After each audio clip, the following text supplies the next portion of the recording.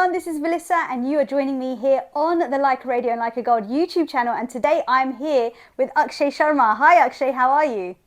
Hi, Vallisa. I'm great, thanks. How are you? I'm good, thank you. Now Akshay, you're a dancer, you're a choreographer, and we're going to talk more about you and what you do. So first of all, I want to ask you, you were born in India, although you now live here in London. How did you first get into dance? Uh, well, I've been dancing for a really long time, and I think, like everybody else in a Indian household, Bollywood was everywhere. My mother was, she doesn't play anymore, but she was a sitarist. Ah. So there was a lot of Indian classical music at home. Um, but there was no dancing anywhere. And I just freestyled at home, and it was not till later when I went to New Delhi for my studies. I was born in Amritsar, but I grew up in a small city called Patiala in Punjab. Okay. I'm from Punjab. And that's where I started dancing, got a little bit more training, and actually I didn't really train in dance first. I studied economics. Wow. And then then I came to England to train a little bit more. I really wanted to I was curious. I've always been curious about dancing and what it is, what it means, and that exploration brought me to England. So you done a BA and MA. Were they both in economics then, not in dance? Yeah, I studied economics as well. Like alongside, I was studying. I was training in dance, and you know how Indian households are. I think my mother really wanted me to become an engineer. That never Every happened. Indian mother, right? That never happened. And what was your inspiration, or what is your inspiration now, maybe? I really like, and I think the joy of dancing really inspires me. Music is a big factor. I really like this relationship with music, which really drives me. And most of all, I really enjoy creating work, and it's the creativity which sort of fuels and inspires to sort of keep going and asking questions and looking for more. They usually say, like, if you've got, say, a dancer in the family, then you have it in your veins, sort of thing. So your mother was into music, so that's why you're into music. And music and dance are like a very good pair to go together, irregardless, right? Oh yes, absolutely. My mother really didn't want us to be artists, um, and I guess the music also runs in my veins because I also sing Indian classical. Okay. Which doesn't come from her. I had to sort of fight, and I found my own way into the singing. Um, so yeah, so there is that really strong relationship between Indian classical music for me and dancing, especially right now where I'm exploring the relationship between the two. And you obviously studied economics, then you went into dance. So you studied dance here in the UK, in Leeds. What made you decide to go with dance as a career option? Because it definitely wasn't the money, I don't think. A very strong thing for me has always been there,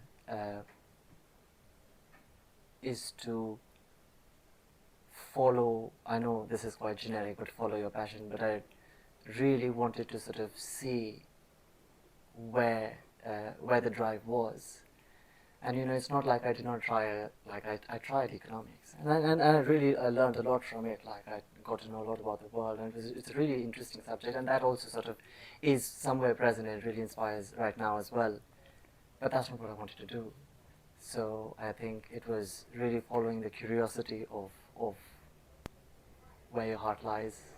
And India being where obviously Bollywood is, because although you've got English cinema, you've got Hollywood, they don't really have a dance element to it unless it's a musical. What made you decide to leave India to come to London to study dance and to stay here? I think what really happened for me was that I started off with not Indian classical dances. Though I did a little bit because my sister learned Kathak, and music was present everywhere. I used to go for Indian classical dance recitals as well. But it so happened for me that I started off with sort of Western forms, and that sort of led from one thing to another for me. and it was this investigation into what contemporary was, and I found myself a little bit more in contemporary. Uh, and one of the things about contemporary dance is that for me is that it comes from a place of questioning, and it is about plurality. It is about that there are different ways to exist and there are different ways of being. And this may sound a little sexist, so please correct me if I'm wrong in saying this, but dance in India isn't really something that men pursue as much, mainly because it's sort of not seen as a career path for them, unless, of course, you are born into that Bollywood family. So, did you find it difficult? Did you have the support of your family when you decided that you were going to move here and you were going to pursue dance? That's true. I agree with you. And I think because I've been rebelling from very young, and so when I made the decision, because when I was studying economics, like nobody sort of was, they were all like, oh, he's not really gonna go into that profession, and then at some point it all changed, and I decided to sort of train, and I started to say I'm gonna do a degree and I'm gonna come here, which solidifies a certain direction for you. I think by that point, my family or my parents had understood it, and now they're really supportive of what I do. And although they don't understand what I do, but they're really supportive of it. Yes. And classical dance in India is still very popular, but of course, Bollywood is now seen as its own genre. So, do you think there is still a lot of classical dance and a lot of drive for classical dance, or do you think that Bollywood has taken over that? I think they both have their own spaces, and Bollywood has always been inspired by Indian classical arts. Madhuri Dixit did Kathak. Aishwarya Rai. Or Bharatnatyam, and so these are the places of training, and the Indian classical music structures inspires. That's where Bollywood comes from as well. So I think they have their own spaces in which they exist, and definitely Indian classical dances and arts, they require their own rigor and their own dedication, which I think those qualities of it, even if you don't want to become an Indian classical musician or a dancer, those qualities of dedication and practice and arriving to your craft every day makes you a different person, which helps you in every way. It's a bit like ballet as well, isn't it? It's got that same sort of, you have to be very dedicated to be able to become a ballet, or if you want to do, like you said, Kathak, Bharatnatyam, you have to have that dedication. But when it comes to dance, you can't really stick with one form, right? You need to learn different forms. Did you find that in your career as well? I think through the work that I've done, through the people that I've met, or the people that have inspired me, you have to sort of allow yourself to open up to different possibilities, and that's what I mean. Like contemporary dance has a sense of plurality, because I did train in lots of Western forms as well as ballet as well, and then there's a really strong sense of right now finding how I move, and how I move is very different to how you move. Yeah. Is very different to somebody else moving. So it's really just finding what are the qualities of your dancing. And you've done quite a few shows already. Your current show is called Can This Place Be a Temple? And it's a multidisciplinary solo show. Can you explain to me what that is? So Can This Place Be a Temple it came about from, I'm really interested in exploring emotion as material. And first I wrote a text, and it was presented at Birmingham International Dance Festival last year, and that was his first iteration. I was invited by Mevin Khu from Akram Khan Dance Company, and they invited me to present a scratch of the work. And then the work developed itself, and now there's, it includes the text for sure, because that's where it all comes from, and the movement and the dancing and singing as well. And how do you include that all into a dance like this? So you have dance, you have music, you have text. How is that all brought together? Well, the way I'm working right now is that it sort of weaves through the entire thing, and one supports the other. Okay. And um, there's also this thing about giving space to each. There are moments when the three might happen together, which is really difficult. But then they're also given it their own spaces. So they all just weave through the work and find their own space. And in this show, you touch on a number of subjects. What are those subjects, and how did you decide on this particular type of themes? Uh, the work is some of the questions that I'm asking myself in life, and I think that's what really happens. The questions that you're asking yourself in life is what you go out seeking into the world, and it's not autobiographical, but it's really personal.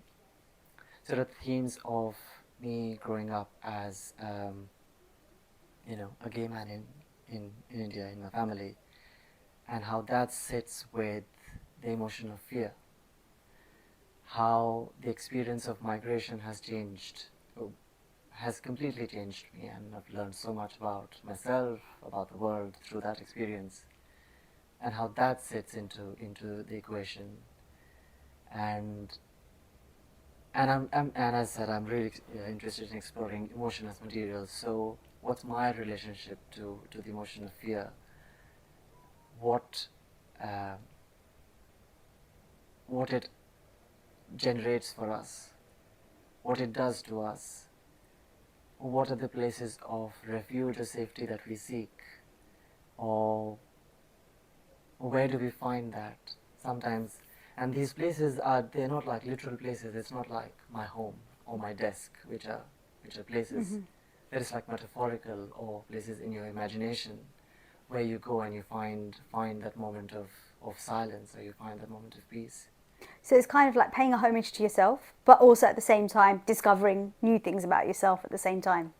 Exactly, and I would also say that because fear is one of the most universal and the most primal emotions that we experience, and in that sense, it's a question for everybody else as well.